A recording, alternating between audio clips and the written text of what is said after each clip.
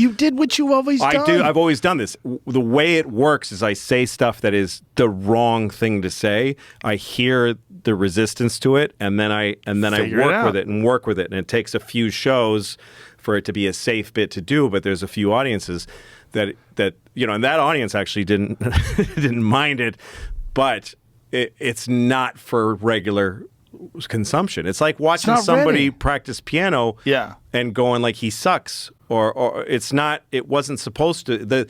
I think it's really bad that we don't have these barriers anymore, where there's speech that's for these few people, there's speech that we're gonna have a fun conversation where we're gonna get a little crazy.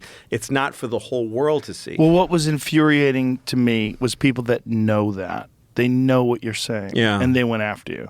And I was like, you motherfucker. Yeah. There's people that I won't talk to this day because of that. Wow. I was like, I'm not talking to you. Like, unless you want to make some, like, big public apology or you want to apologize to me and tell me why you did it and what real feelings of insecurity and jealousy. But nobody can do that, though. Tim Dillon put a great post on his page about what's really going on. Yeah. He put a great post on his Instagram, and that's when I became friends with Tim Dillon. Right. He wrote, you're getting a bunch of people that are mediocre comedians and that are attacking him not really because of what he's saying, but because he's great and because they hate the fact that he was getting any attention at all and that should be theirs, and now they find some chance to move up in the social structure. Yeah. That's what it felt like to me. All of that is totally true, and it makes me understand it. In other words, it makes me feel sympathy. It makes me go like, all right, if that's what you need to do, that's what you got to do. I get that. I would prefer to hang out with somebody who doesn't need to do that.